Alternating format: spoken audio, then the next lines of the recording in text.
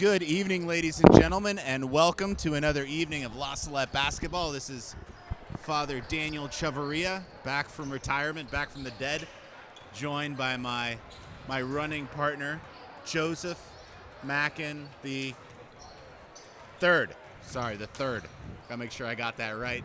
And we're here at Schlarman Academy. This is the La Salette Lions' first game of the Hilltopper Classic Invitational Tournament, the Thanksgiving tournament. First year we're in it. We're going to start off this broadcast a little differently. We're going to play an interview that was done yesterday that I did with our head coach, John Spezia, sort of about what's new and what you can look forward to in La Salette basketball this season. So without further ado, I'll turn you guys over to hear it from the man himself, Coach Spezia.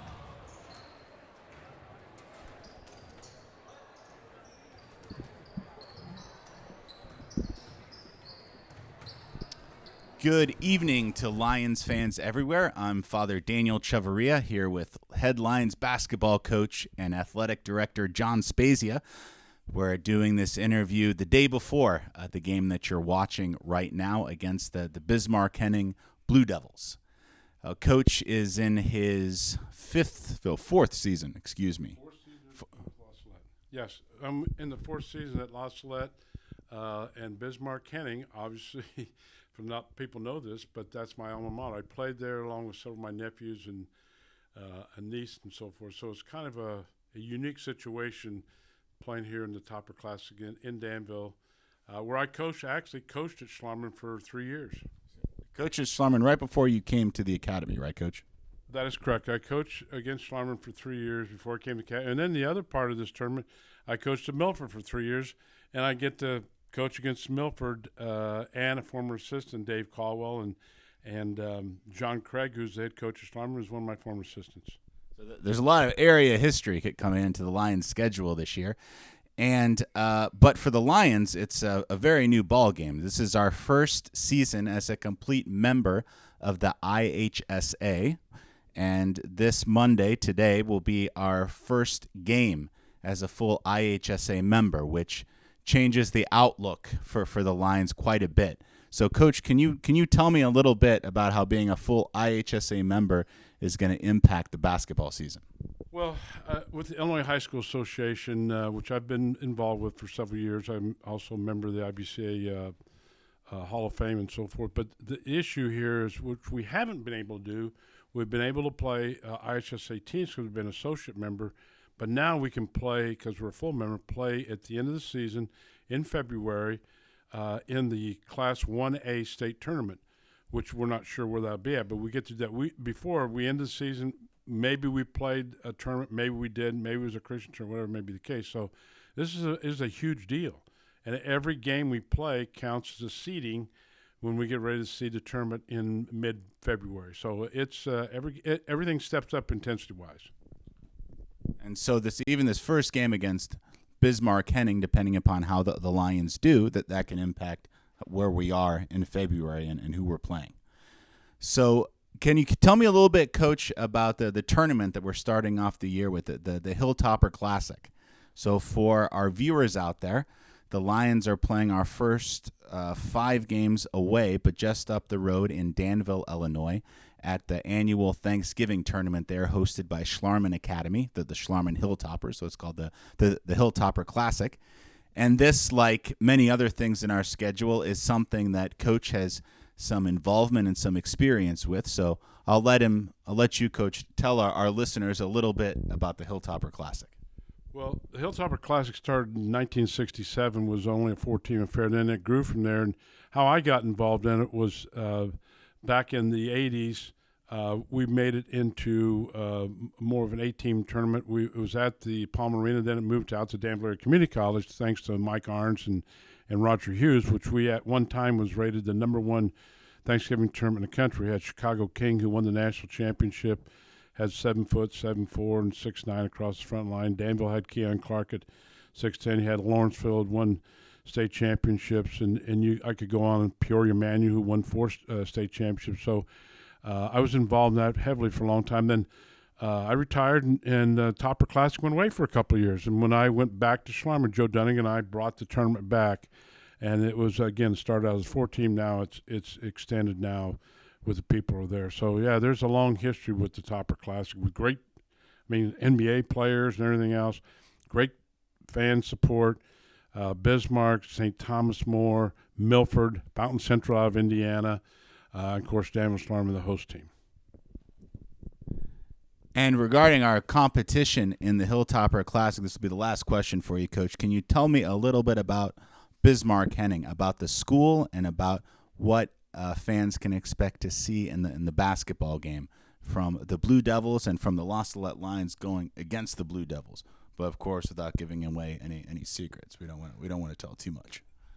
Well, there's too many secrets. We're going to play man-to-man, and we're going to pressure some and run motion offense. But for Bismarck, they have a young man named Brett Mydell. His dad played for me at Danville Community College, who was a very good player. They have the coach's son, Elijah Tidwell, who was back from. They got all the way to the super sectional a couple of years ago, and they were undefeated until they got beat by, I think, Sacred Heart Griffin, I believe.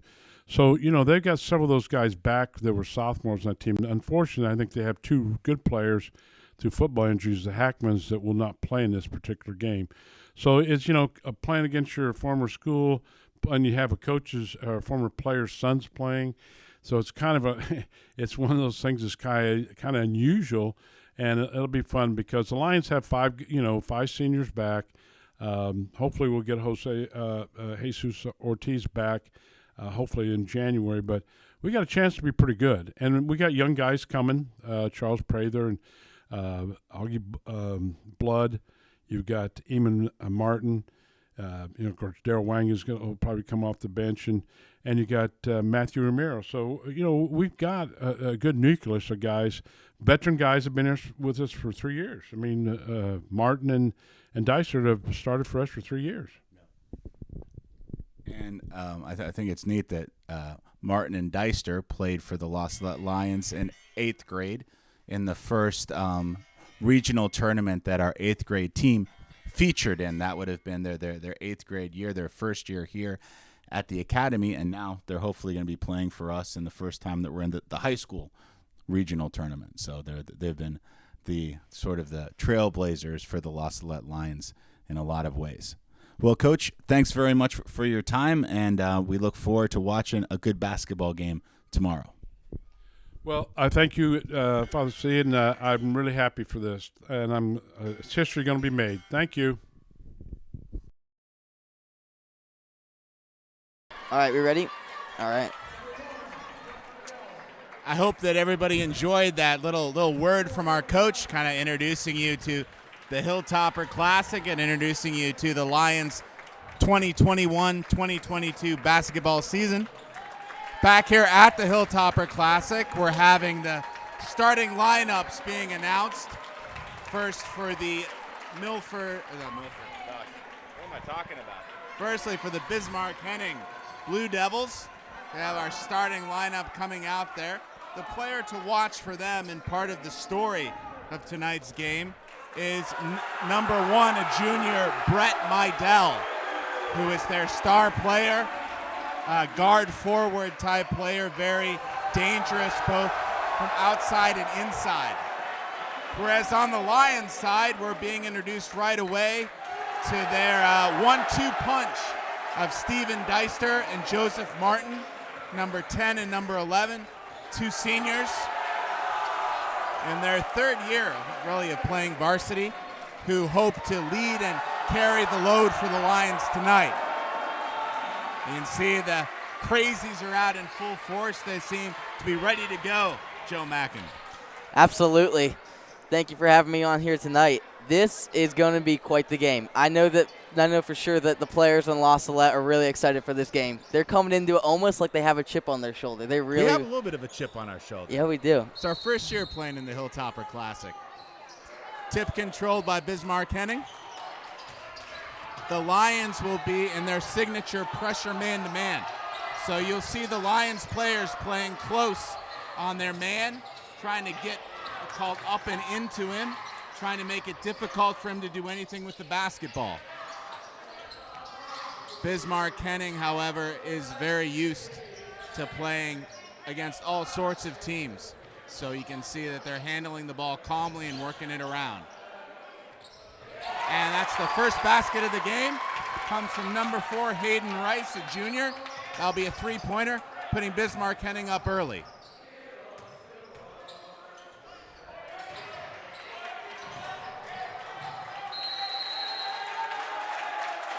That's a jump ball. Pass being knocked away there. And since Bismarck-Henning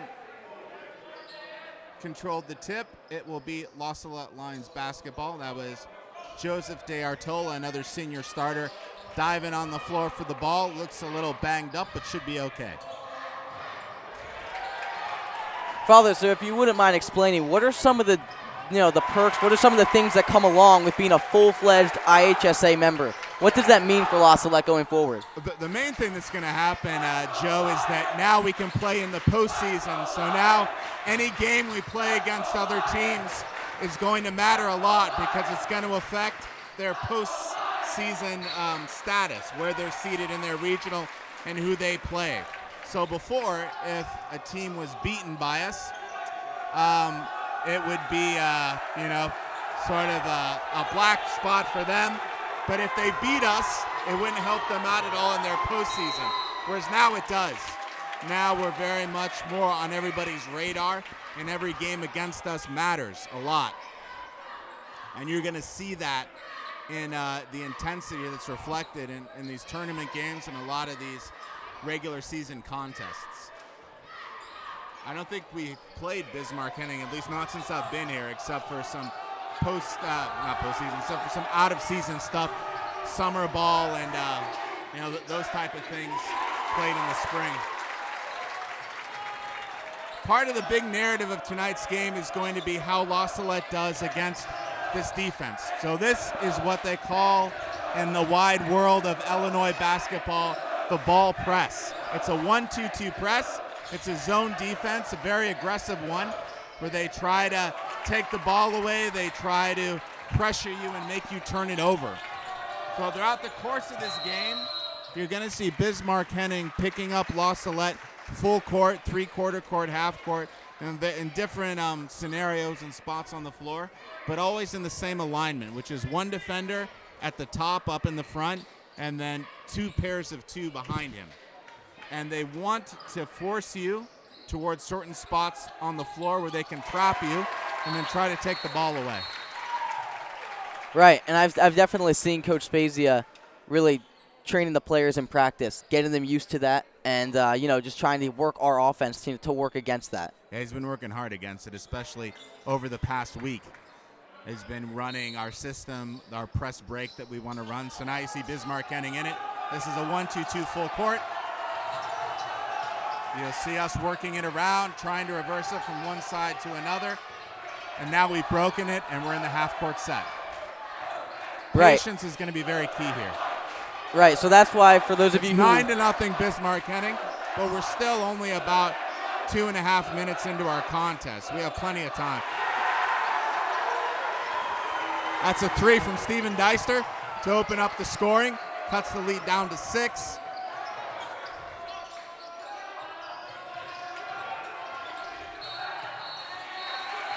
And there, the referee's going to say the number 4 on Bismarck-Henning, Hayden Rice, who hit that opening three of the game, stepped on the baseline, which is going to be a turnover and La Salette basketball.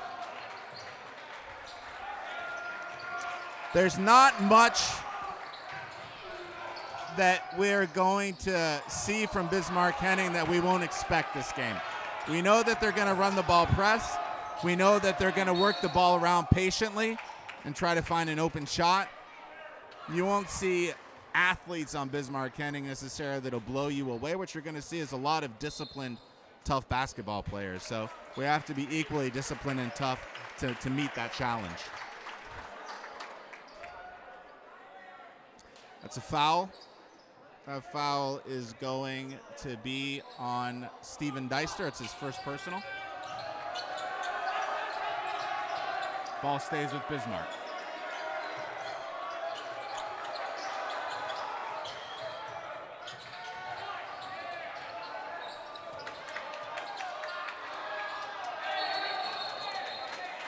That's going to be a foul on the La Salette Lions. It's going to be basket interference call. So a La Salette player grabbed the net when that ball was up on the rim, and that's deemed an interference. So that's an automatic 2 points for Bismarck.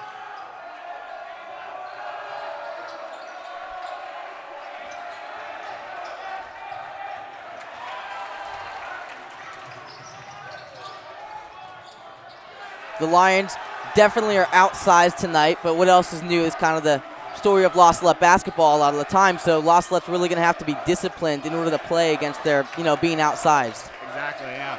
And be able to, what they say here is don't let the ball stick. So you see when it gets to the sidelines, as it was with Joe Martin there, they're going to try to trap him. So bring 2 players over to trap him and make him turn over the ball. It's important that we, while not panicking, are able to move that ball around quickly and not let it stick in one spot so we don't get trapped, so we don't make turnovers. Right. Bismarck-Henning is going to be missing a couple of his starters tonight. One of the Hackman brothers is injured, number 2 for them. Sustained an injury, I believe, during football. However, Brett Meidel is definitely not injured as he knocks in a 3 to put Bismarck up 11 early. That's a foul on Joe Martin, who stuck his forearm out right into the chest of the Bismarck-Henning defender. Now it's Bismarck's ball coming back this way. Seems as though that energy that came from the Crazies has energized Bismarck just as much as it has La Salette. Right. Yeah, coming out popping. Definitely. Both teams here really playing hard. La Salette, I think they're going to have to kind of get rid of some of the butterflies. They're going to have to come out and just play smart basketball. Yeah, getting rid of some of the butterflies. Keep in mind that since we don't have football, this is a lot of the first serious athletic action that a lot of our guys have seen this year.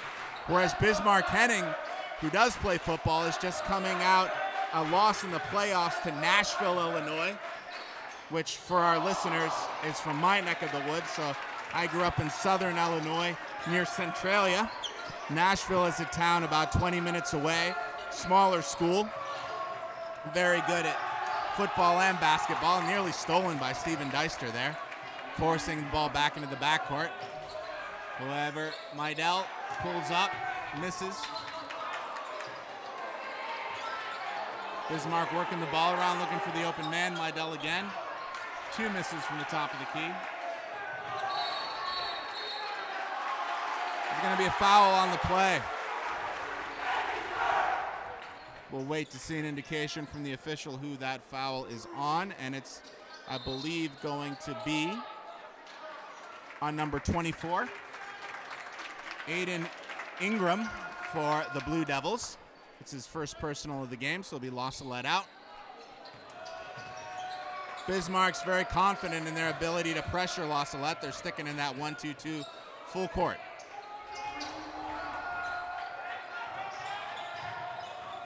One of the key components that's really could make or break this game for the Lions is seeing if Charles Prather, who doesn't really have a whole lot of varsity experience, we have to see how he can perform at this level. Exactly, and there we see a little bit of the evidence of it. So Charles has been playing very well, very aggressively. Our hats are off to him, stepping into the very big shoes left by Emmanuel Garcia, who just graduated last year, who holds the Lions' single-season rebounding record. The Lions miss his leadership as well as the double-double that he averaged on a nightly basis. I believe 18 points and 12 boards a game. And he played forward, so Charles Prather is going to have to step up into those shoes and try to do his best to contribute, rebound, play tough D.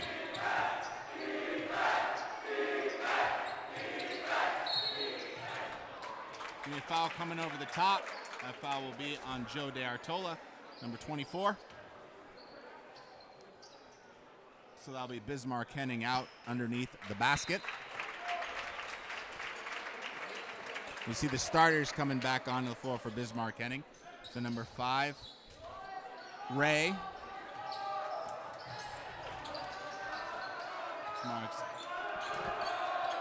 Looking to reverse it now. They have all the time in the world, up 11. They don't need to be in a hurry. Shots missed. Rebound comes to Steve Deister.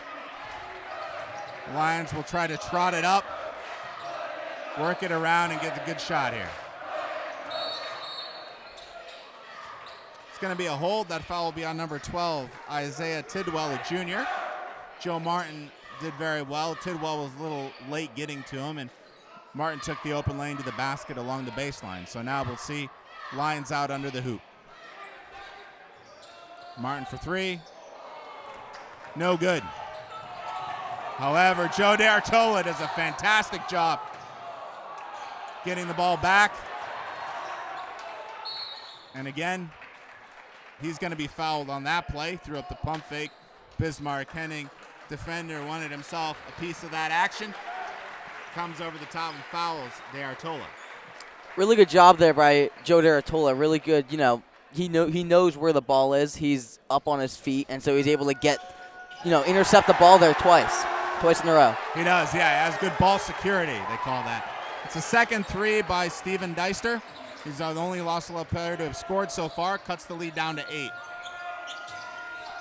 Under a minute left now in our first quarter of play.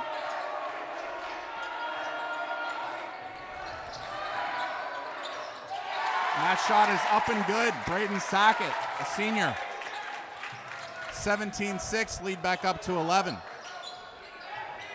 Under half a minute now.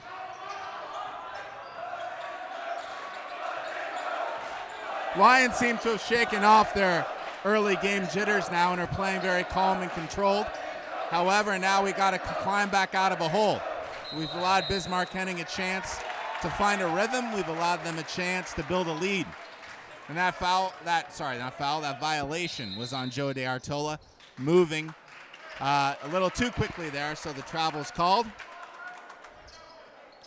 So now we have Blue Devil basketball, 10 ticks to go. Surely the last possession of the quarter. Nice back cut. Very nice back cut. That back cut was by Ray, and they found him easily for an easy deuce and the foul. He'll now be at the line with a chance to complete the three-point play.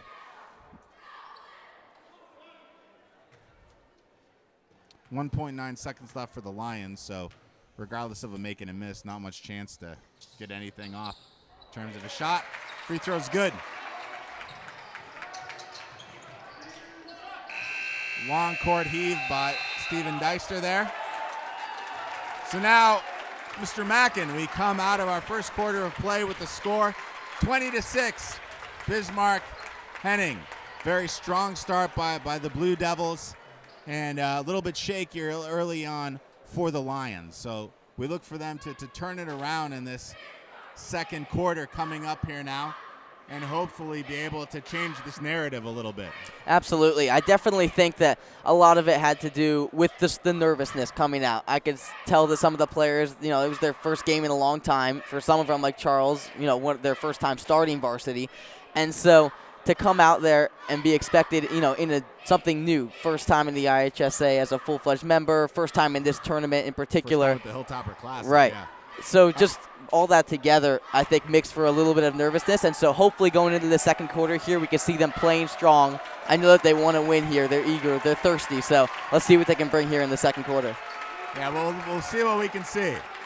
The Lions are going up tonight, as you would know if you had a chance to check out that interview at the start of our broadcast. We're playing against our coach's alma mater. So Coach John Spezia actually attended Bismarck-Henning as a student and played in and won a regional tournament for basketball as a student there. So we have our old coach going up against the school that he attended. Bismarck-Henning is located just about 10 miles away from where we're playing now, Schlarman Academy in Danville, just north of Schlarman.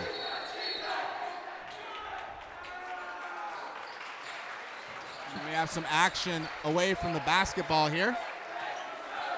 That action is going to be a foul on number 24 for Bismarck-Henning, Aiden Ingram, a sophomore.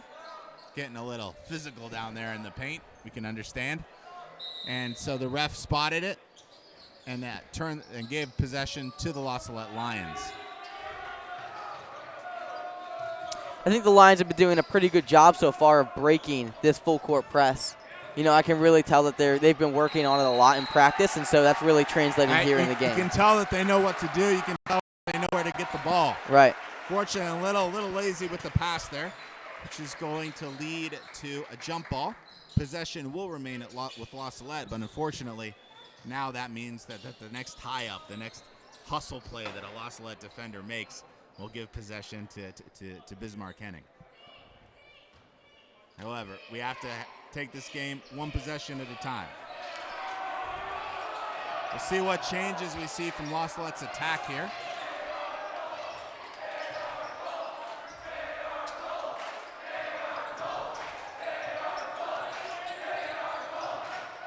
The Crazies, loud as ever in the background. Crazy's loud as ever, and this is a very small gym. Yeah. So it's reverberating. There we go. That's a two-pointer by Joe Martin, senior leader on the team. Definitely needs to get into the action early, and he's finally has his first deuce of the game. Now in the second quarter, heavy pressure on number 5, Asa Ray. At half court, that foul will be on Joseph Martin. Got a little bit of arm when he was going for the ball, so possession will remain with the Bismarck-Henning Blue Devils. That foul is the 7th foul on La Salette, so that will mean that from here on out, for the remaining just under 7 minutes of the half, anytime that any foul is made, shooting or not, a Bismarck-Henning player will be at the free throw line. So now Ray, number 5 for Bismarck-Henning, is at the line for a 1-and-1. If he makes the first, he gets another. First is good. Bismarck-Henning lead now is up to 21-8, just under 7 minutes to play in the first half. La Salette senior Daryl Wang from Arcadia, California, checks back into the game for Joe Martin. Coach Spezia playing a little strategy here, so fouls definitely come into the strategic elements of coaching. Both foul count for an individual player and for the team. That's Joe Martin's 3rd foul, so 5 fouls and he's out of the ball game. And so now he's going to have to take a break so he doesn't pick up that 4th foul before the end of the first half. A lot of bodies flopping all over the place there. Yeah. A lot of activity. It's almost like we got a wrestling match against Bismarck-Henning here. We'll see what's sorted out. I believe it's a jump ball. It is a jump ball. Bismarck-Henning's possession. The Lions got the last one.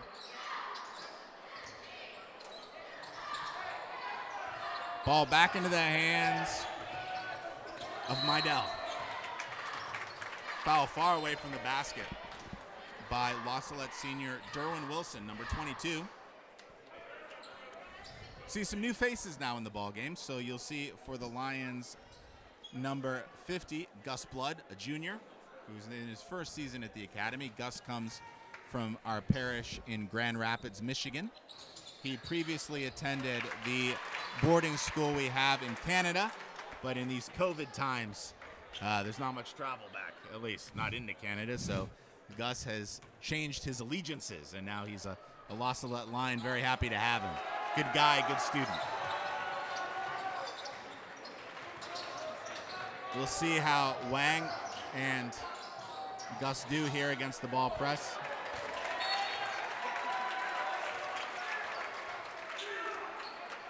Wang gets trapped there in the corner and loses his cool a little bit and pitches it out of bounds, turning possession back over to Bismarck-Henning.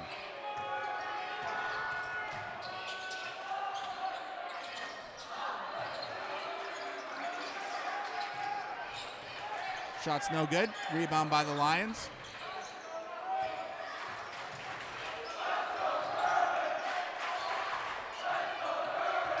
There's a ball reversal by the Lions and back through. Ball's to Deister. Goes baseline, shoots a jump shot, no good.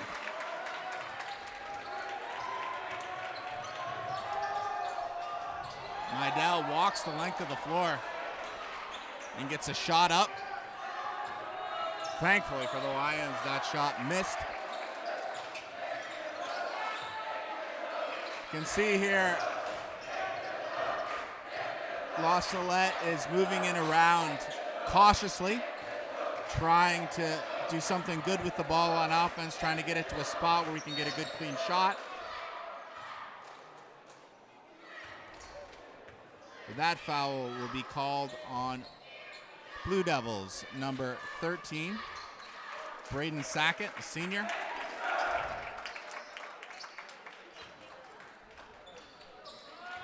That's 5 team fouls on Bismarck, so 2 more, and the La Salette will also be shooting free throws to the west of the way out.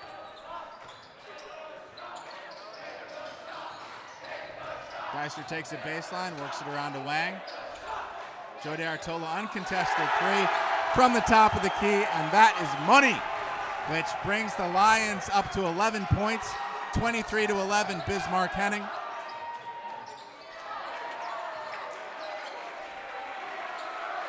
Bismarck-Henning almost answered right back. That shot did everything but go in.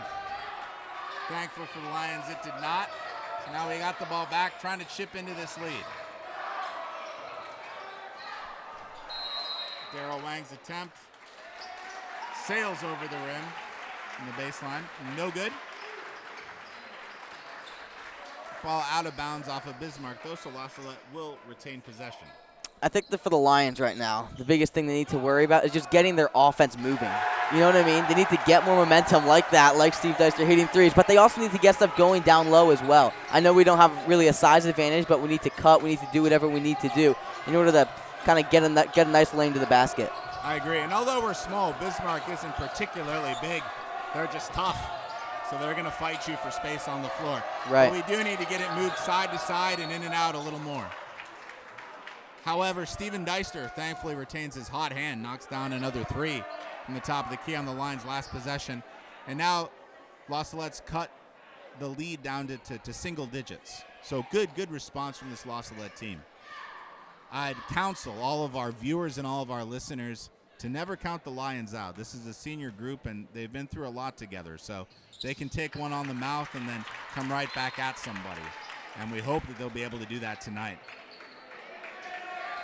Now here's an interesting substitution. We have Eamon Martin coming into the game from Cleveland. Only a sophomore. Joseph Martin, number 11's younger brother. Hopefully he's going to be able to give the Lions some good minutes. He has the makings of somebody who can be a good contributor for the Lions this year. Now on the broadcast team, we'd like to give a shout out to Eamon's family, the Martins, very loyal La Salette supporters in Cleveland, Ohio. Hopefully they're going to be able to watch this broadcast and to see both of their sons play tonight in the Lions colors, Eamon and Joe. It's been a joke going back and forth with Joe Martin and myself now for the past week. Eamon's played very well in some scrimmages we've had kind of leading into this season. So I've been joking around with Joe that his younger brother's coming for his spot, to which he just, well, typically rolls his eyes and doesn't say much in return. That's a foul on Bismarck's number 5, Ray, the senior, his first personal foul. 7th team foul on Bismarck-Henning, which means La Salette should be shooting the 1-and-1. So this is going to be an important factor, Joe, for the rest of our half here. Now, anytime a La Salette player is fouled, he'll have the chance to go to the free throw line and make Bismarck pay. The 10-point lead, we want to get it back down to single digits and at least keep it there until going into halftime. And we do that. First free throw is up and good by Joe DeArtola. Waits for the second. It's at times like these, you know, when the player gets sent to the free throw line, that you really get to see how much work they put into their shot over the offseason. You do. You can see that Joe's definitely put in some work as he made both tosses. 8-point lead for La Salette. La Salette tries to pick up full court, put some pressure on Bismarck. Bismarck gets it across. La Salette recovers nicely. 3 in the corner is up and good by Ray. extending the lead back up to double digits, 11 points.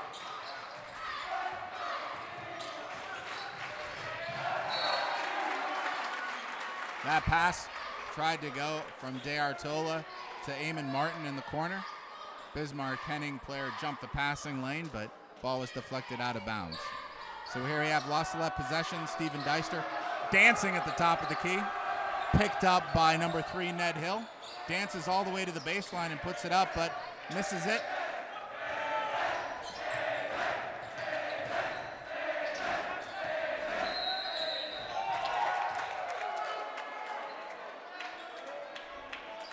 Meidel there, number 1.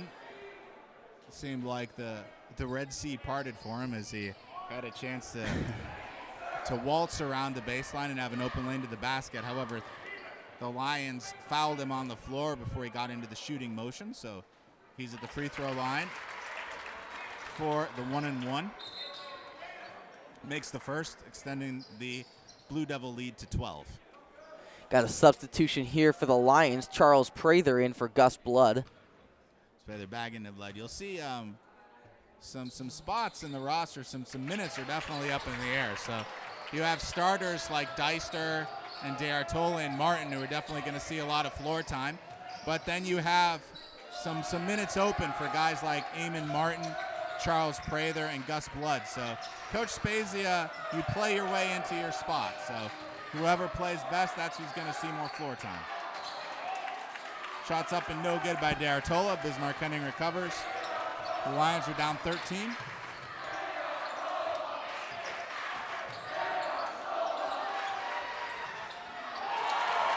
Ray, same spot, same result. Three-pointer's good from the corner. And now we have a 15-point lead for Bismarck-Henning with about 2.5 minutes to go in our first half here. Coach Spezia has seen enough, so the Bismarck-Henning Blue Devils were able to work the ball around and get an open shot in the same spot twice now. Coach Spezia doesn't not liking what he's seeing on defense, so he's going to take a minute to talk things over with his group. Yeah, throughout the quarter so far, I'd say La Salette's they've been doing better on offense, scoring a lot more often, but they're going to have to really double down on defense if they want to shorten this lead. They will, and we'll have to see how we maintain our intensity. We'll have to see where our legs are at against this Bismarck-Henning team. As you can see, these Bismarck kids are conditioned. They're strong, they're fast, and they're ready to go. So you have to be ready to match that speed, to match that intensity.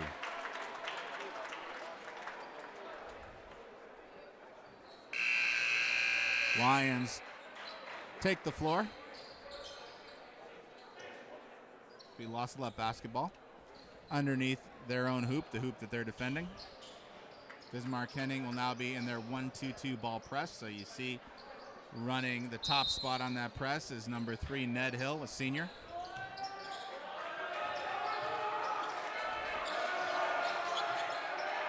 Lions working it around. Successfully get it across the timeline. Steven Deister now for another 3. That one's no good. Derwin Wilson, however, does a nice job of crashing the boards. Good to mention his name out there.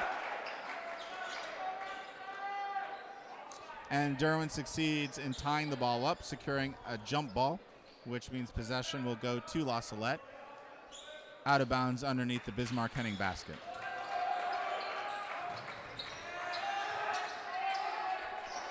Lions work the ball around. Joe De Artola from the corner, no good. Derwin Wilson with another board. Steven Deister fakes out 2 Bismarck-Henning players. And that is what we like to see. That's a rebound and a putback by sophomore Charles Prather. Good job on by the Lions there, really working that ball around and getting that open lane. And Prather's starting to make his presence felt. You can see there why Meidel's a handful, very savvy player.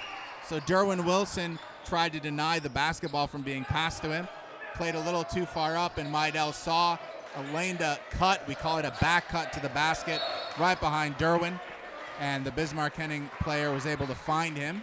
He was able to pick up the easy deuce. So that will make our score 33-18. Bismarck-Henning. Down at the other end, foul on the play on number 4, Hayden Rice, a junior, which will put Steven Deister at the line, where Steve is normally cash money. So we hope that the Deister Bank is open on this trip. First one rattles around a bit but drops. Steve is waiting for his second. At halftime, we'll be able to provide you with some stats on this game, individual player-wise, but I'm guessing Deister must be our leading scorer at this point. Lead down to 13. Maidel dances his way through the La Salette defense and forces a foul from Derwin Wilson. That will be Derwin Wilson's third personal foul and sending Maidel back to the line, where he will shoot 2 free throws. So even though he wasn't shooting, that's the 10th team foul on the Lions. So from here on out, for the remaining minute and 16 seconds of the half, any foul by the Lions will be 2 free throws for Bismarck-Henning. That's also Derwin Wilson's third personal foul. So remember, a player's only allowed 5. And that means Coach Spezia will sit him for the rest of the half so he doesn't pick up his 4th foul before halftime. Shot's no good, but the rebound is fought for and controlled by Asa Ray for the Blue Devils. But when Asa controlled the ball, he was already standing out of bounds, so possession will go to La Salette. Coach Spezia calls a timeout to talk over with his troops what he wants to see in the remaining minute and 15 seconds of our half here.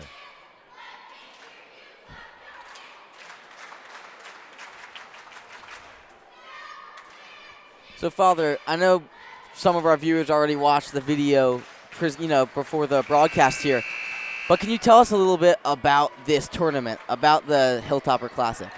Well, this is a historic tournament, and it's really fortunate that we have the chance to be playing in it this year, although we're going through a little bit of a tough moment right now. The Hilltopper Classic is one of the oldest tournaments in the area. It's been around since 1967, and it's seen and featured over the years many of the top teams and players in the state of Illinois, seeing guys who went on to play Division I college basketball, guys who went on to coach and win state titles and do very well. So Hilltopper Classic is definitely a who's who of area basketball in Illinois. And La Salette will see Schlarman Academy, which hosts the tournament, which is the diocesan Catholic school in Danville, Illinois. We're seeing Bismarck-Henning now just 10 minutes up the road. Earlier tonight, we saw the Milford Bearcats, whom La Salette has played many times over the past few years, take on and beat Fountain Central, a team from Indiana just across the border, who has played in this tournament before. So a lot of history and a lot of memories come in to this Hilltopper Classic for the area residents of Illinois. There we go. Bismarck-Henning controls the ball off a missed free throw. Around 40 seconds to go in the half. Number 4 for Bismarck. His 3-ball is up and good. That's another one for Hayden Rice, extending the lead to 17 for the Blue Devils.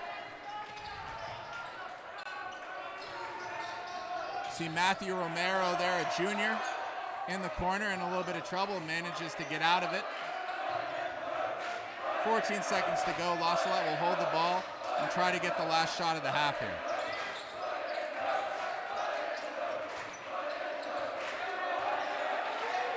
Joe D'Arcello with only 3 seconds to go. Steven Deister tries to slip in and get a 2-pointer off before halftime. However, not enough time left on the clock for the La Salette Lions. And so we will have the halftime horn being sounded with Bismarck-Henning holding a 37-20 lead over La Salette Academy going into the break.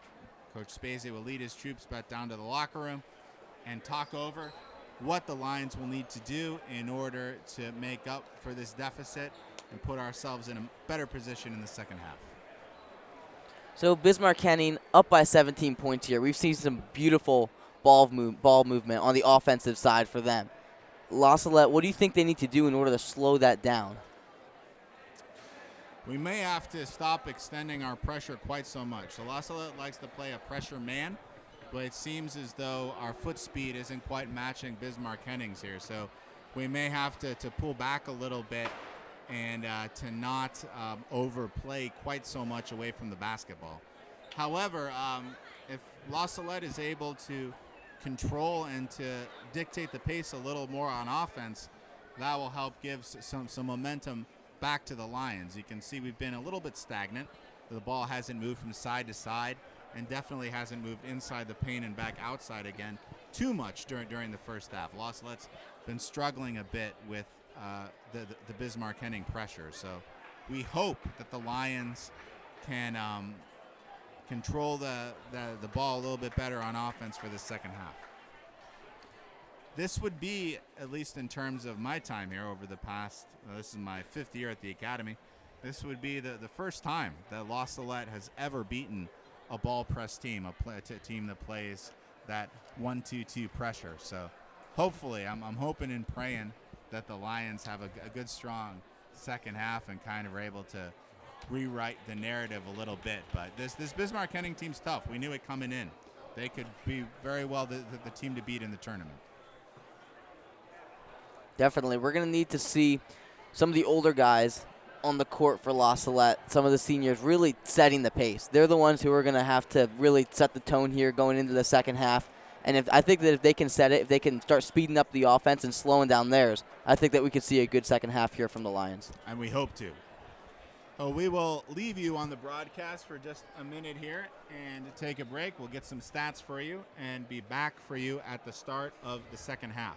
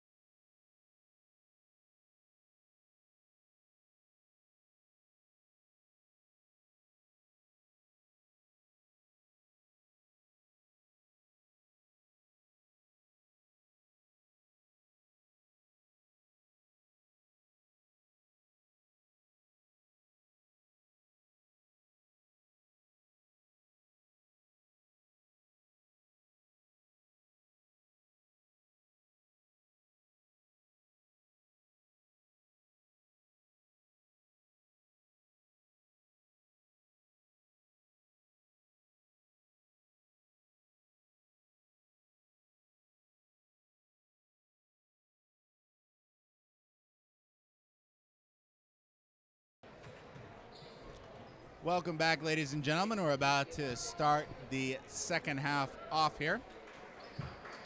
This is La Salette Academy's first game in the Hilltopper Classic, facing off against Bismarck-Henning, our coach's alma mater, Coach Spazia's alma mater. We saw in the first half a contest where Bismarck got the better of the Lions, coming into that halftime with a 37-20 lead. The Lions a bit rough of a first half there. Lions were paced by Steven Deister with 13 points. Bismarck-Henning's leading scorer was Midell, their star player, number 1. It will be Bismarck-Henning basketball to start off the second half of play. Switching directions here. We'll see how the Lions respond, how this La Salette team does coming into this second half of play, if we're able to chip away at the Blue Devil lead. Yeah, going into it here, we definitely see that Steven Deister is the leading scorer here for the Lions. And what we're going to need to see from the rest of the team, if this team wants to pull out a win here tonight, is we need to see the rest of the team stepping up. We've got senior players like Joe Martin who only have 2 points right now, and those people are the people who we need to step up and end this game with 10 or 12 points. We hope to see that, Joe. It's true. A little bit of deer in the headlights the first half, but we'll see if we can turn that around. There's Joe Martin, with the 3. In and out. That would have been a nice start to the half for him.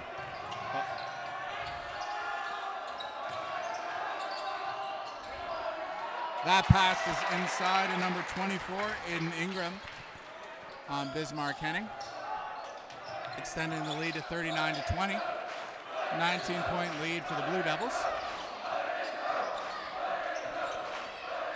They keep up their pressure, full court 1-2 pressure. That pass goes flying from Steven Deister, trying to find Charles Prather there. Prather wasn't quite prepared for the basketball. We know he's working his way into the La Salette varsity system. Ball goes out of bounds. Bismarck-Henning ball. Blue Devils work it around. Little bunched up there on just one side of the floor. Pass is stolen by Deister. A nice behind-the-back move and a finish at the hoop, bringing his personal point total up to 15 and bringing the lead back down to 17, 39-22 Bismarck. Another steal by Deister and draws the foul on number 4, Hayden Rice. You have to be careful with Steve. He's a very quick player, and if you expose the ball in front of him, he can take it from you.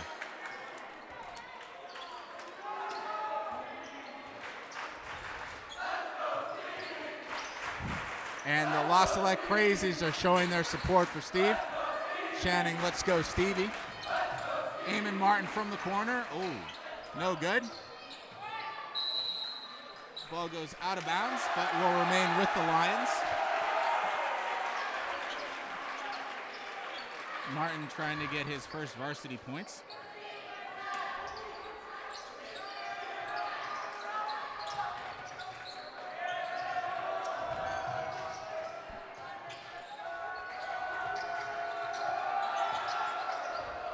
Lions are cautious here.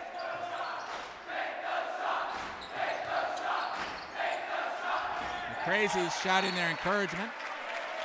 That cross-court pass is tipped and almost stolen by Hayden Rice and bounces right to Coach Spezia. Will remain with La Salette. Martin from the corner, no good. Ball bounces around, controlled by Ace Array. And Bismarck-Henning ball coming the other way.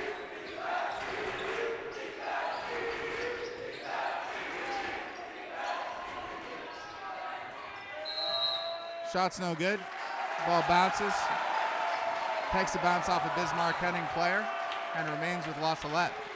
39-22 now with 5.5 minutes to go in our third quarter.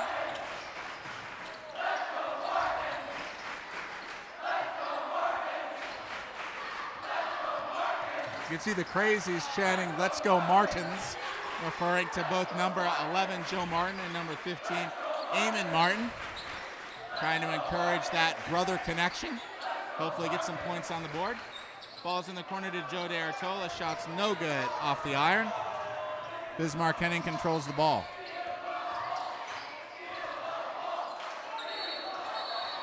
Ball is tied up. Steven Dykstra does well to reach in there.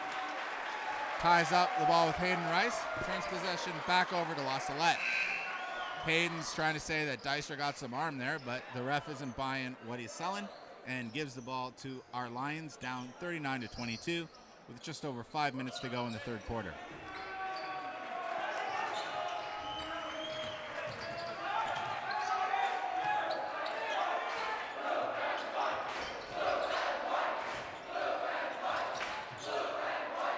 In the corner to DeArtola, yeah, the ref's going to get him for a travel there. DeArtola shuffled his feet a little bit after catching the ball. Ball will come back to Bismarck, and who's making a substitution now, we see number 12, Isaiah Tidwell, coming in for number 24, Aiden Ingram.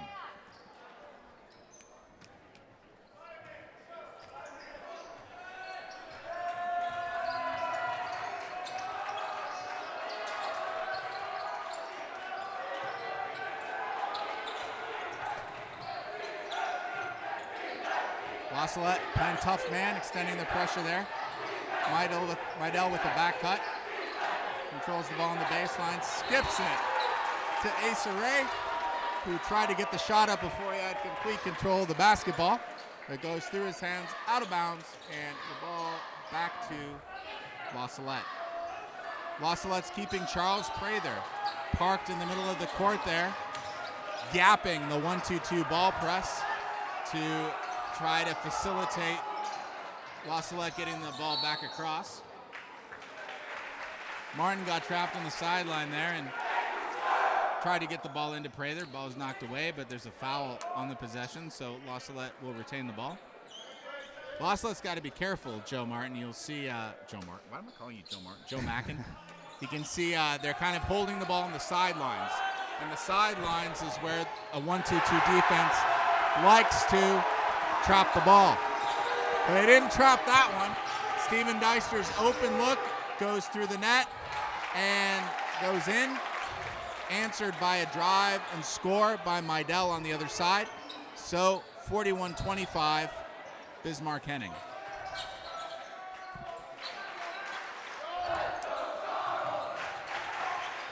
Crazy shot in there, encouragement for number 32, Charles Prather. Ball skips across to Steven Dykstra, relocates, puts up the three, no good, off the front of the iron. Rebound controlled by number 13, Braden Sackett. And Bismarck will try to get the ball across. Back in the hands of their general, Mydell, number 1. DeArtola is challenging him far away from the hoop there. Foul is called on DeArtola, which I believe should be his third of the game, might be his fourth. We'll wait for an indication. Oh, only his second, I'm sorry. Only his second.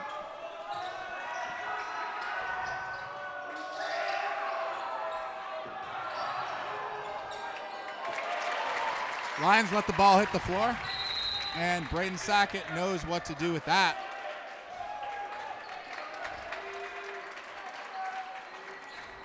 Grabs it, puts it back up and in. Extending the lead to 43-25.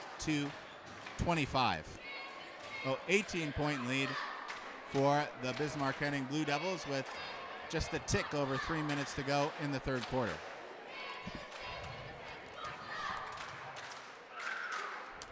The La Salette faithful, thankfully, don't seem to be too, the crazies at least, are managing to keep up their energy, encouraging their team. Now we'll see number 13, Matt Romero, a junior, check back into the game. Steven Dykstra will take a blow on the bench. Bismarck-Henning take a while to come out of this timeout. See what adjustments they have planned here against the Lions.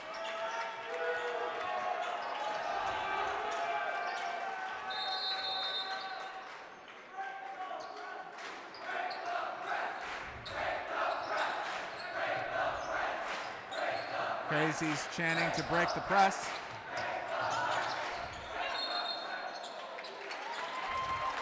Joe D'Artolo going to the hoop. Tries to make a little move to the basket there, but unable to successfully pull it off. Traveling violations called.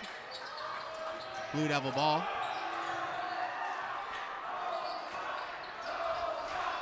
There's a tip and a steal by D'Artolo, bringing it down the court and switching gears.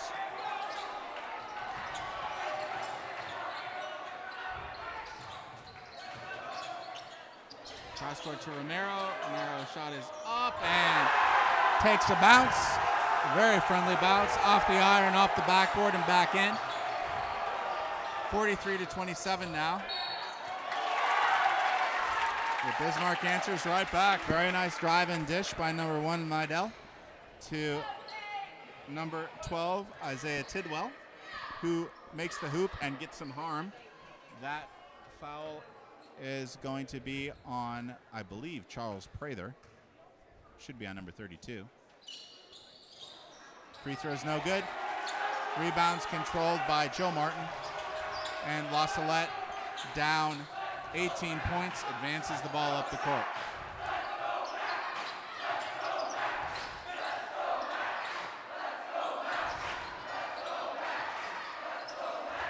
Balls across to Eamon Martin. And that's what we like to see. Eamon Martin splashes home the three from the side there. 45-30 now, 3-point lead. And as soon as I get those words out of my mouth, Midell calls me a liar and comes back and scores a bucket for Bismarck-Henning.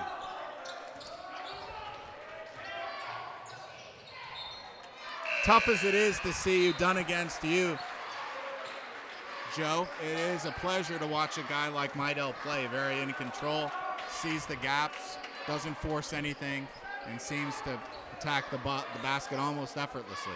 Yeah, this is definitely a team that's very patient with the basketball, but at the same time, they really move it around quickly. It's really kind of the best of both worlds. And so, I mean, it's fun to watch them play, but, you know, sad that they're up by this much against the Lions. I see it done against you. Right. But that is very pleasant to watch. That's another three-pointer by Eamon Martin, his second of the ball game. Brings the lead back down to 15 points, 48-33.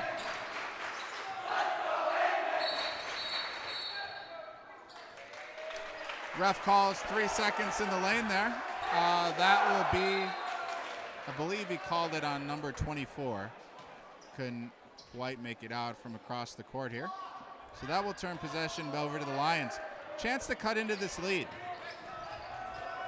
But as well as Bismarck-Henning has played, the lead is at 15, soon to be 17. That's an easy one. Joe Martin got a little carried away there, tried to attack the middle of a set defense. And so the result of the play is a turnover and an easy hoop for Bismarck-Henning.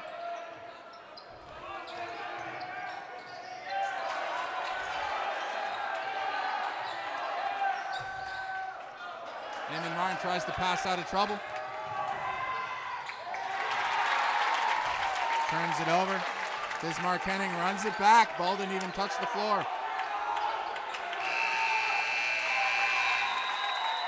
And La Salette can use this break. So a bit of a good push from the Lions. However, Bismarck-Henning pushed right back and keeps their lead at 19 in the fourth, starting off the fourth quarter.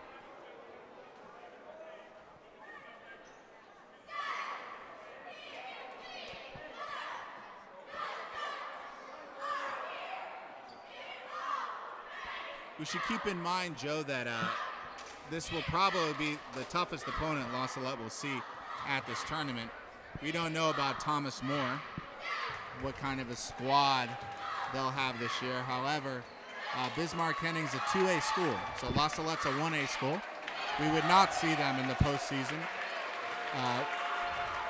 They are a class above us, play a very tough schedule, especially against their rival school, Salt Fork, which is just down the road from the Lions, and are playing against some other competition in this tournament which is in La Salette's classification, like Schlarman Academy. So Bismarck-Henning's coming on strong, and it's been a tough game for the Lions. However, we anticipate that this will be the toughest opponent that La Salette will see here at the Hilltopper Classic. Well, let's hope so, and let's really hope the Lions can. We hope it doesn't get much tougher, right? Right. We hope But we let's don't see anybody too much better. right. But let's hope the Lions can give it, another push in this last quarter here. Show the Blue Devils that we're still a good team. Show the Devils that we can come back and that we can play coherently on offense. Exactly. Mydell dances past Derwin Wilson there and play makes a pass to number 24 underneath the basket. Aiden Ingram, who gets the 2. La Salette gets in a little bit of trouble there with the 10-second count, but does get the ball across. However, the ball is turned over by Joe Martin. We'll give it back to the Blue Devils. And that turnover will see Mr. Martin the Elder taking a seat on the bench.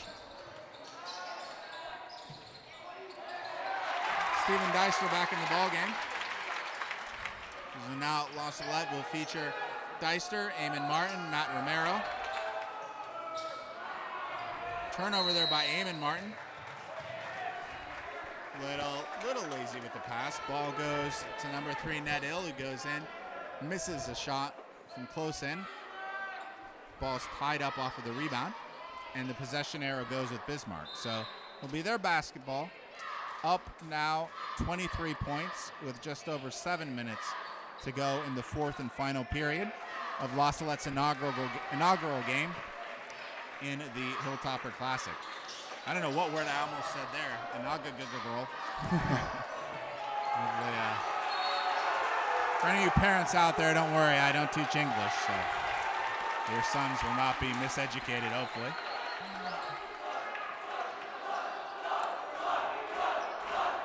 Remains Bismarck-Henning ball. Ball to Mydell. Guarded by Wilson, goes baseline. Excellent Bismarck ball moves it movement around here. nicely. Number 14, Dawson Dodd. Haven't said his name too much tonight, though he's given a solid performance for the Blue Devils. Goes inside, misses the shot, but's fouled on the play, and will go to the line for 2 free throws. First one is up and good.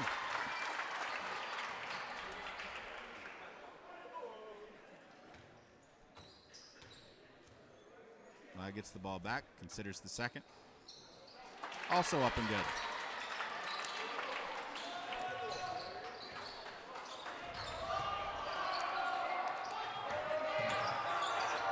Murrow goes to the sideline. Gets it around to Deister, who tosses up a 3, misses it. Gets it to Joe D'Artola, who splashes it home. Nice to see Joe D'Artola chipping in the scorer's column.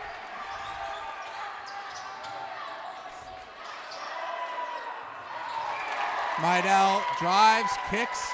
Ball gets out to Ned Hill, who answers right back with the 3 of his own. 61-36. Bismarck-Henning.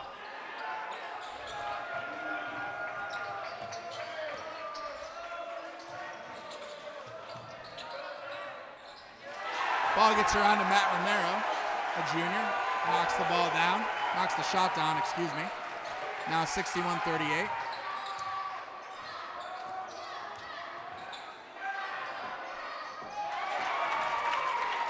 And Mydell does what Mydell's been doing all night.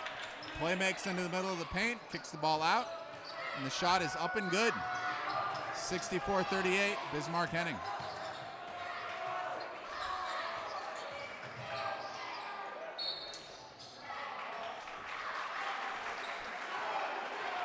We knew coming into this game, Joe, I had a little chat with Coach Spezia and talked to him about Bismarck-Henning, about their lineup, about the players on their team. He mentioned Mydell as being the star and compared him in a little bit to Manny Garcia, the Lions' departed senior, just in terms of the height, the length, the ability to dribble and handle the basketball and play make. And unfortunately, I can see the similarities. Rydell has gotten the ball into the paint off the dribble and been able to pass it out, and we've been able to see some very good looks for Bismarck-Henning resulting from his playmaking.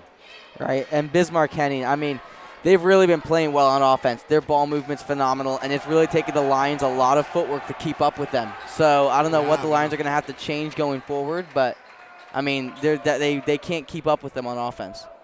Yeah, we can tell that there's a bit of a difference in the foot speed here. So Bismarck-Henning seems to have their legs underneath them a little bit better than the Lions, which, again, talking to Coach, had been a concern that he had voiced going into this opening tournament. You know, where we were at conditioning-wise, where our legs were at.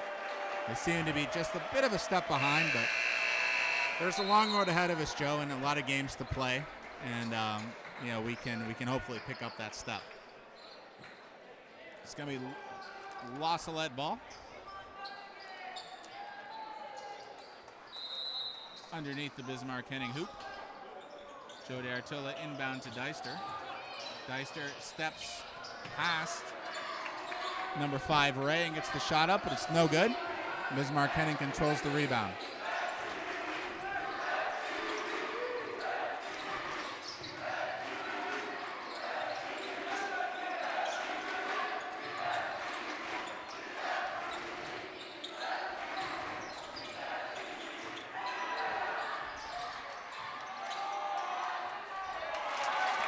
There we see a rebound and a score by number 24, Aiden Ingram, able to finish over the hands of Gus Blood, number 50 on the Lions.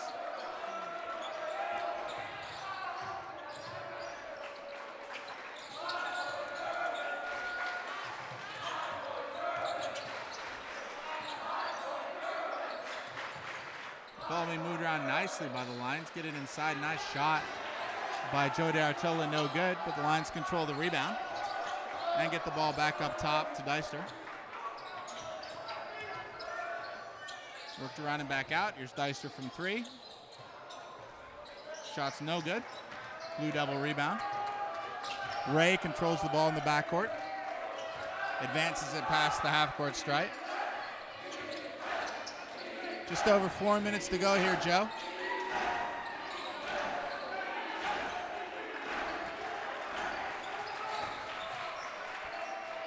Blue Devils come up empty there, and Lions come back up the court. Get to Deister, who relocates and knocks down the baseline jumper. 66-40 now. Bismarck-Henning. 26-point lead with about 3.5 minutes to go in our ball game. 20-second timeout called by the Bismarck-Henning coach.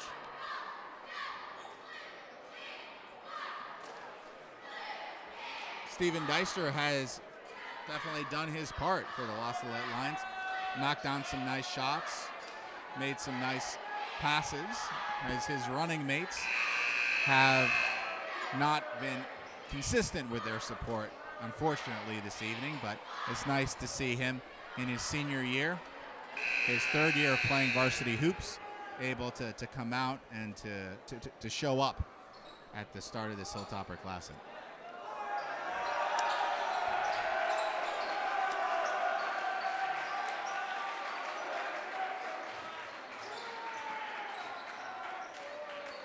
We will see Bismarck-Henning basketball.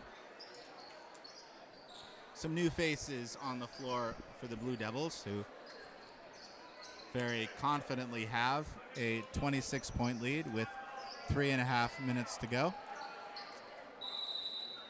Number 23 on the floor there, Amani Stanford, a junior. Now controls the ball. Whoop. Dances into lane, puts the shot up, no good. Ball bounces out of bounds off of the Lions. Bismarck-Henning will retain possession here.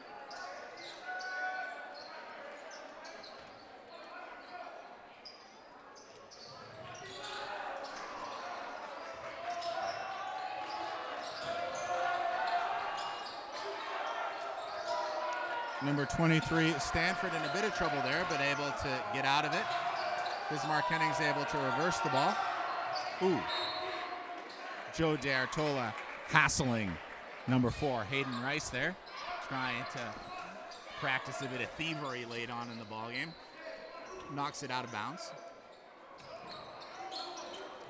And we'll see if the Lions can get that piece of leather back and come back and finish off the game on a positive note.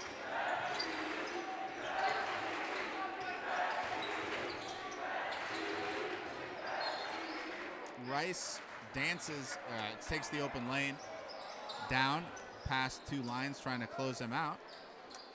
Loses control of the ball, but it's off La Salette, out of bounds.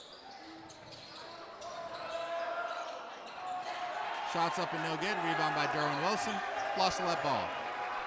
66-40, Bismarck-Henning with 2 minutes and 48 seconds to go in the ball game. Beautiful pass there by Steven Deister. And a nice finish by Derwin Wilson there. Nice, calm, and collected around the basket. He was able to pump fake and then score.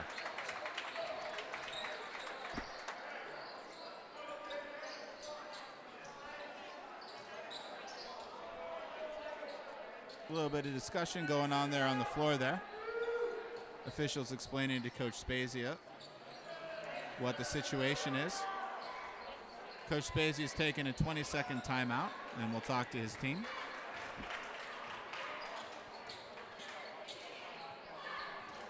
From the Lions here, Joe, going into the final 2.5 of the ball game, hopefully we'll see something from the underclassmen. Hopefully we'll see the likes of Eamon Martin, Matt Romero, Gus Blood, those types of guys come in here and make a play and start to get there. There's sea legs under them in this Hilltopper Classic. Yeah, definitely. I mean, it's been a really good game so far tonight, obviously by Steven Deister, but he really needs that support from the other seniors on the court. He needs the support from the other experienced guys.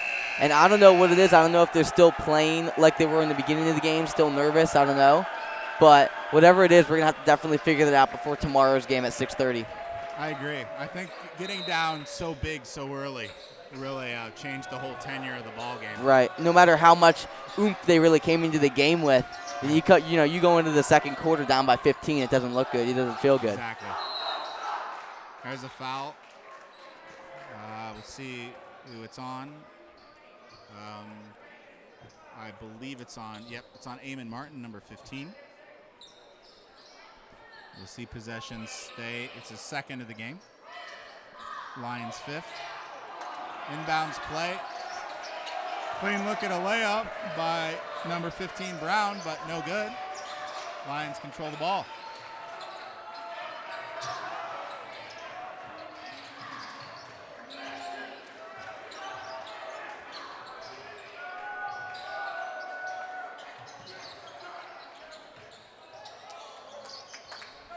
Ball bouncing around there. Controlled ultimately by the Lions. Oh, nice find. Oh, nice find by Matt Romero. Joe D'Artola there open opposite side. Unable to finish. The ball comes back up to Deister, who is 22-point lead, 1 minute and 45 seconds to go in our ball game. Foul called on the play. That foul is on number 24, Joe D'Artola, trying to get the ball away from the Bismarck-Henning player who had it down low under the basket. A little overzealous there. Inbounds play results in a wide open look for number 22, Owen Miller. But his shot comes up short. La Salette controls the rebound. And now we bring it across. 1.5 minutes to go, down 22. You see what we can do to end the game here. La Salette kind of passing it around here. Crazy's trying to encourage them to attack the basket.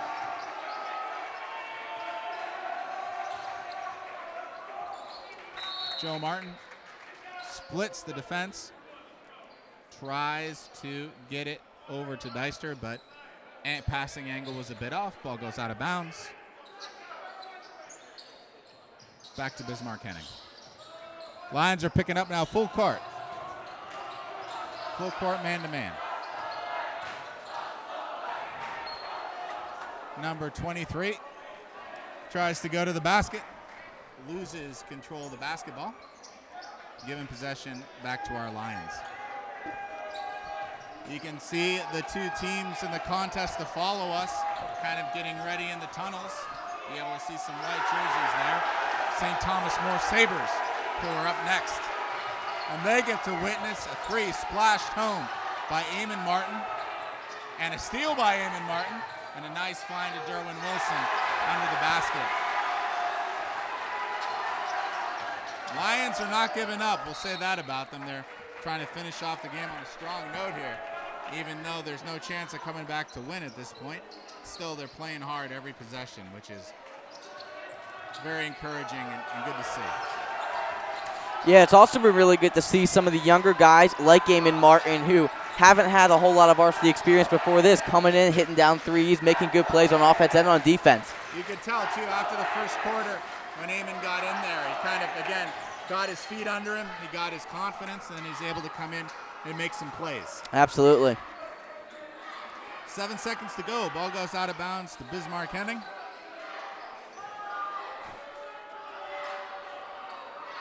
Inbound the ball. Shot is up and in by Amani Stanford, a junior.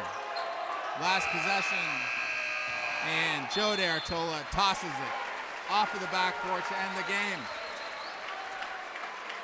And that will do it. Well, we see the end of our inaugural game of the season, our inaugural game of the Hilltopper Classic. Tough loss for the Lions, down, finishing the game losing 68-49 to the Bismarck-Henning Blue Devils. Got down early against them and unable to come back and make up the difference.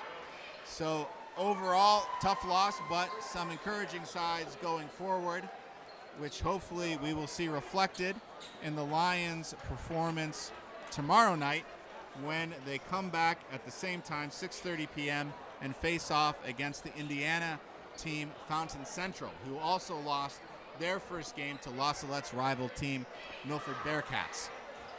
Going forward, and for those of you who are able to watch and listen to this broadcast, for our away games at this tournament, we won't be able to have those available for you at the game time at 6:30 due to broadcasting issues here, the lack of internet speed and some other complications that we have. However, we promise to get them uploaded for you as soon as possible. So if you're able to check in that evening, hopefully by around 9 p.m. Central Time, we'll be able to have the video from the game up for you on the YouTube channel, and you'll be able to enjoy it there. And hopefully you'll tune in and watch the rest of the La Salette Lions performances in this tournament and the rest of the season. This is Father Daniel Chavarria signing off here with my running partner, Joe Mackin. And we'll look forward to bringing you tomorrow's game. Have a good night, and hopefully we'll be able to connect with you tomorrow when the Lions take on Fountain Central.